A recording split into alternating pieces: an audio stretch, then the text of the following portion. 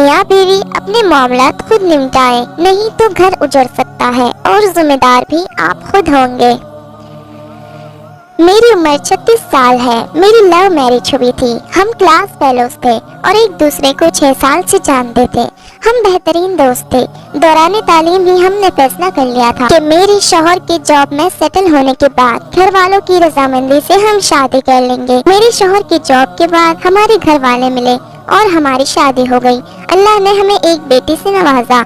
मुझे कॉलेज के जमाने से ही अंदाजा था कि मेरे शौहर मिजाज के तेज हैं, इन्हें गुस्सा जल्दी आता है, लेकिन साथ रहने पर अंदाजा हुआ कि जब भी इन्हें गुस्सा आता है हमारा हमेशा झगड़ा होता है। मुझे हमेशा ये फील होता था कि वो मुझे कंट्रोल करने की कोशिश करते हैं।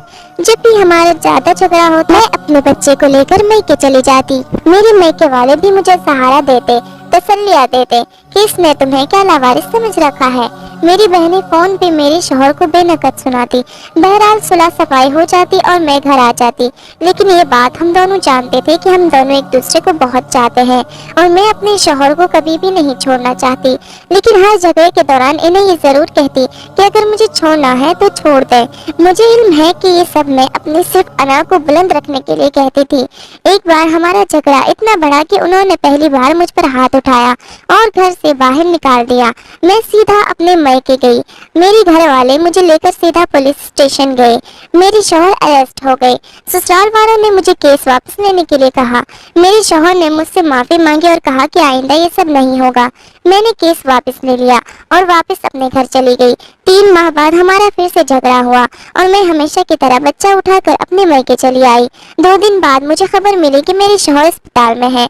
मेरे घर वालों ने मशवरा दिया कि मुझे इन्हें देखने जाने की कोई जरूरत नहीं, बल्कि मेरी बहनों का कहना था कि ये सब ड्रामा है, तो मैं इमोशनली ब्लैकमेल करने के लिए वो 1 हफ्ता अस्पताल में रहे। न मैं मिलने गई और न ही कॉल की।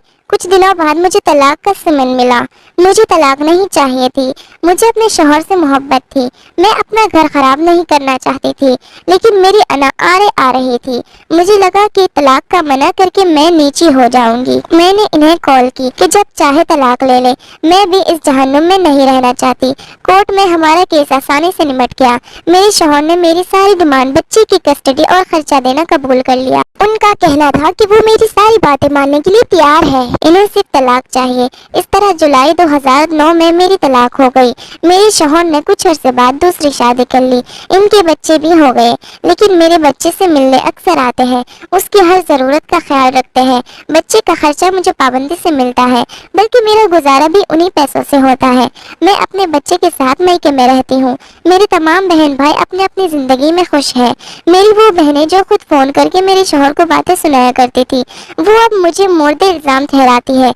मुझे अब एहसास होता है कि मैं अपनी शादी बचा सकती थी अगर मैंने हर बात में दूसरों को ना इन्वॉल्व किया होता। कभी कभी हमारी खैरख्वाही हमें डुबोते हैं। मैं अभी भी ये नहीं कह रही कि मेरे शौहर या मेरी गलती नहीं थी, लेकिन हमारी झगड़े इतने बड़े नहीं थे जिनकी वजह से तलाक ली जाती। ये मेरी दरख्वास्त है सारे कपल्स से कि जहाँ तक हो सके अपने मामले खुद निपटाएं। आपका खुद से बढ़कर कोई खैरख्वाह नहीं।